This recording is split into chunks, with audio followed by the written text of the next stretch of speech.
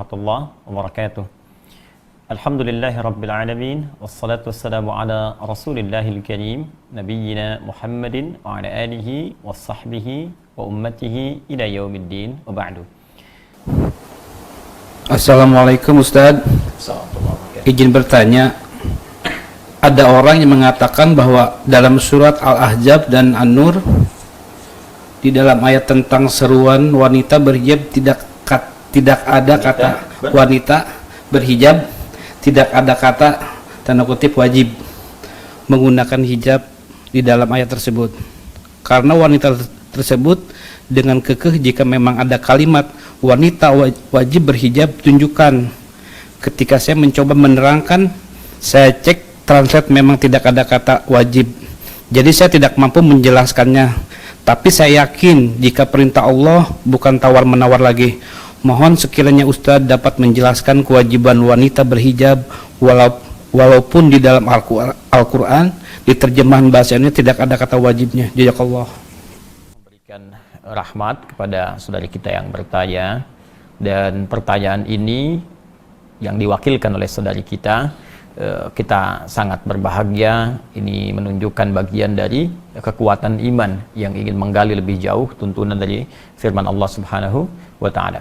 Baik, secara singkat tadi kita bisa dengarkan bahwa beliau mendapatkan pertanyaan dari saudarinya, ya, tidak ada kata perintah wajib ya di terjemahan. Ya, ingat, di terjemahan. Tidak ditemukan di terjemahan kata wajib dari ayat-ayat yang bertutur tentang hijab. Tadi menyebutkan surah An-Nur dengan Al-Ahzab. Baik, sebelum kita sampai ke suratnya, itu tepatnya nanti di Quran surah ke-24 An-Nur ayat 31 dengan Al-Ahzab surah ke-33 ayat 59. Ya. Sebelum sampai kedua surah dan dua ayat itu, saya ingin berikan penjelasan dulu ya. Terjemah itu adalah tampilan ya, makna tekstual. Ya, tampilan makna tekstual dari sumber kalimat ya tertentu yang ingin disampaikan kepada kita, keumuman makna tekstualnya. Karena sifatnya tekstual, maka setiap katanya akan diterjemahkan per kalimat tanpa mengandung unsur-unsur hukum yang terdapat di dalamnya. Nah, jadi kalau terjemah itu secara umumnya belum mencakup tuh cakupan hukum, dia hanya menerjemahkan tekstual saja. Contoh begini, kalau di Quran ada kul, maka diterjemahkan dengan katakan.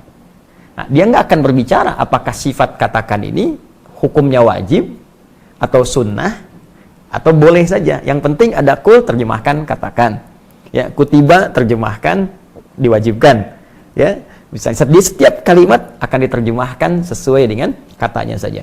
Dan terkadang begini, terkadang bahkan terjemah itu tidak bisa masuk pada makna yang dalam, yang membedakan dua kata yang mirip ya, padahal konteksnya bisa berbeda ya, diterjemahkannya sama. Contoh begini, apa artinya insan? Manusia. Insan manusia. Apa artinya ins? Ya ma'syaral jinni wal ins, manusia juga.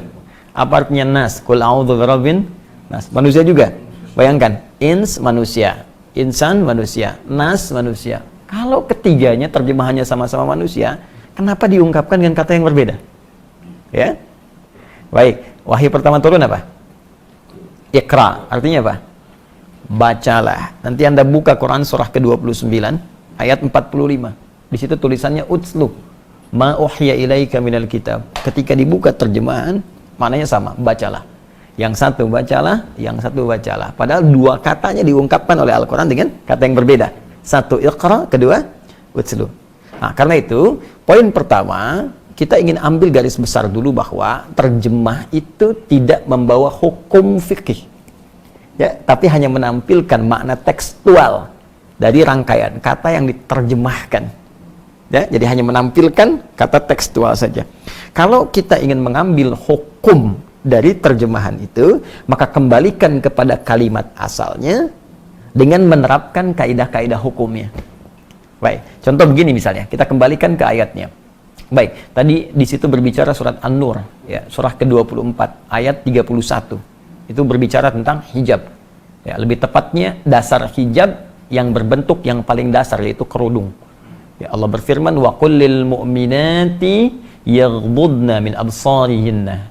Dan Muhammad sallallahu alaihi wasallam katakan, ya, pada setiap perempuan beriman hendaknya ia memalingkan pandangannya dari yang dilarang. Ya, palingkan pandangannya dari yang dilarang. Wa yahfadna furujahunna, dan jaga kehormatan dirinya. Ya, jangan berzina, jangan selingkuh. Nah, yang paling menarik sampai nanti muncul kalimat dari Allah Subhanahu wa taala, wal yadribna bi khumurihinna ala juyubihinna. Ya.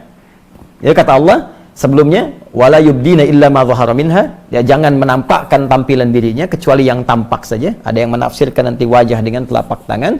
Kemudian, nah ini dia, pakaikan kerudungnya sampai dengan ke dada.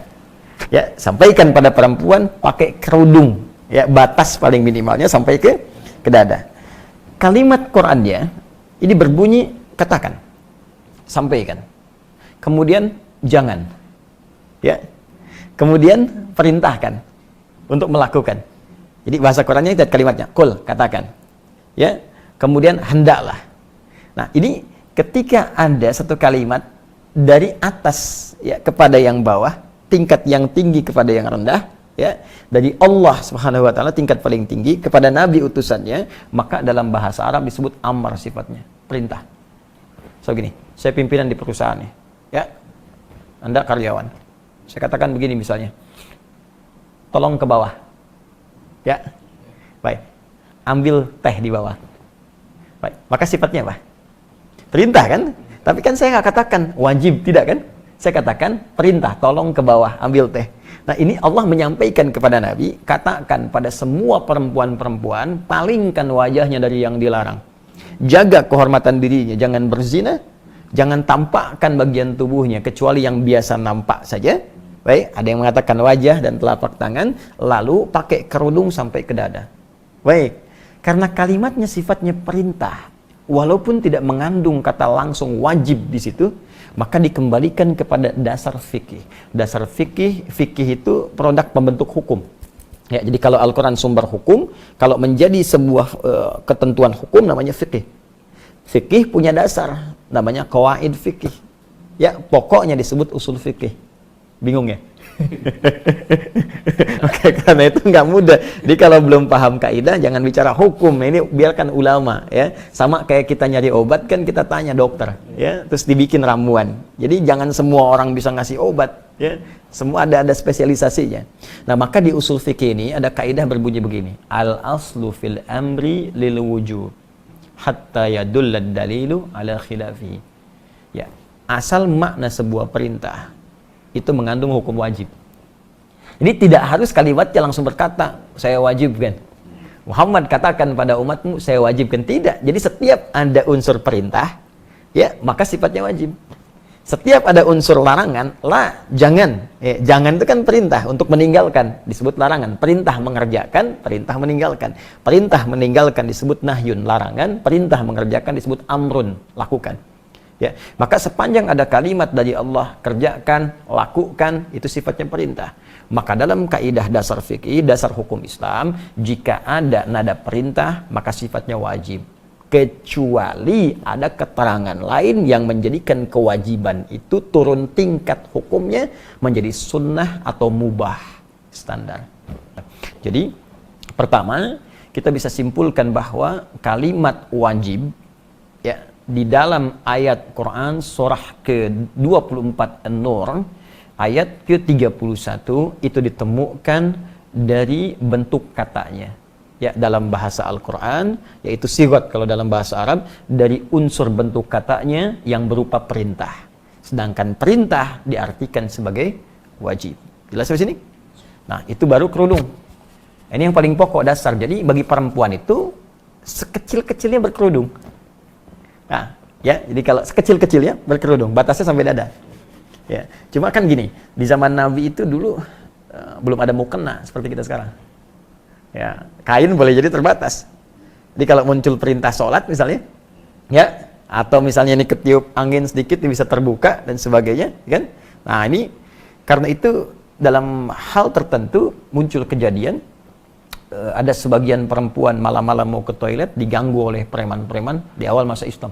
Di preman sudah ada dulu. Nah, cuman pada taubat. Jadi kalau sekarang masih ada preman, telat gitu ya, telat. Nah, jadi diganggu. Nah, saat diganggu dilaporkan pada Nabi, esoknya turunlah Quran surah ke-33 Al-Ahzab ayat 59. Ya, Allah berfirman, ya ayyuhan nabi qul li azwajika ya wa banatika wa nisa'il mu'minin yudnina 'alaihinna min jalabibihinna. Ya, wahai Nabi SAW, katakan, perintahkan. Nah, qul, katakan, perintahkan. Ya, kepada istri-istrimu, anak perempuanmu dan perempuan beriman dimanapun. Imannya dipertaruhkan. Tuh, dipertaruhkan. Apa yang dikatakan di sini? Mulai sekarang rendahkan. Ya, jilbabmu, kerudungmu itu rendahkan jilbabnya. Jadi menutup lebih bawah lagi. Ya, asa an yu'rafna fala yudzain. Dengan demikian dikenali, nanti kamu nggak diganggu lagi. Jadi ayat ini ingin menegaskan kerudung yang dipakai itu sebagai identitas bagi seorang muslimah. Yang kedua, penanda kekuatan iman, ya kan? Yang ketiga, kalau sudah mengenakan begitu, maka muslim-muslim, pria-pria mesti peduli. Kalau diganggu, mesti dilindungi. Ini sebetulnya jilbab itu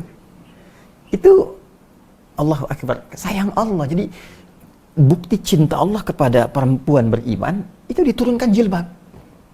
Asalnya supaya nggak diganggu gitu. Jadi saking sayangnya Allah pada setiap perempuan beriman, jangan diganggu perempuan beriman. Ya, dari mana kita tahunya ya Allah dia beriman? Lihat, berjilbab nggak? Ini identitas pertamanya. Di sepanjang Anda menemukan yang berjilbab diganggu, bantu mereka. Kesulitan, bantu mereka. Itu asalnya. Jadi ketika diturunkan itu untuk meringankan perempuan, bukan untuk menyulitkan. Ya. Yang kedua, pertanda iman. Ya. Jadi yang ketiga, ini memudahkan dalam syariat. Jadi kalau dilonggarkan itu, longgar, nanti kalau di Arab kan nggak ada mukena tuh. Jadi dia bisa langsung dipakai untuk sholat sekaligus langsung. Ya. Nah seperti ini. Jadi serendah-rendahnya menggunakan kerudung. Ya, rendah itu bukan menunjukkan rendah, tidak, karena nanti ada beberapa aktivitas yang memang sulit dikerjakan dengan menggunakan jilbab panjang. Maka paling minimal sedada itu. Ya, paling minimal sedada. Ya, jadi rendahkan dikit gitu kan. Nah, kalau kita ingin santai perpanjang, tapi kan kalau ada yang maaf ya di pasar berjualan sayur macam-macam dan sebagainya, kesulitan misalnya dalam pergerakan yang mobile, maka setidaknya paling rendah dia sedada itu. Nah, ini yang dimaksudkan di dua ayat tadi. Jadi kata wajib tidak tertuliskan di terjemahan karena memang terkandung unsur hukumnya di balik kalimat perintah di dua ayat tadi. Tapi yang ingin saya tekankan di sini, karena itu belajar agama tidak bisa dicukupkan dengan terjemahan saja, itu berbahaya. Ya, karena itu mesti bertanya. Ya, jadi jangan sampai disimpulkan belajar terjemah langsung paham, tidak. Imam Al-Bukhari menulis tafsir hadisnya sahihnya 16 tahun. Ditulis 16 tahun. Ya, baru bisa disampaikan. Anda baca baru 1 hari atau 16 jam, tiba-tiba langsung jadi mufti misalnya. Kan mustahil. Ya. Jelas ya? Ya, saya kira jelas ya, pemirsa dimanapun Anda berada. Jadi kesimpulan cepatnya, kata wajib bila pun tak terdapat secara tekstual di terjemahan, bukan berarti hukumnya hilang kewajiban, tapi dilihat dari makna yang terkandung di dalamnya. Jika dia berbentuk perintah, maka menjadi wajib. Jika kewajiban itu diikat dengan syarat-syarat atau kondisi tertentu, maka hukumnya bisa merubah sesuai dengan kadar perintah yang dimaksudkan. Wallahu ta'ala a'lam bissawab.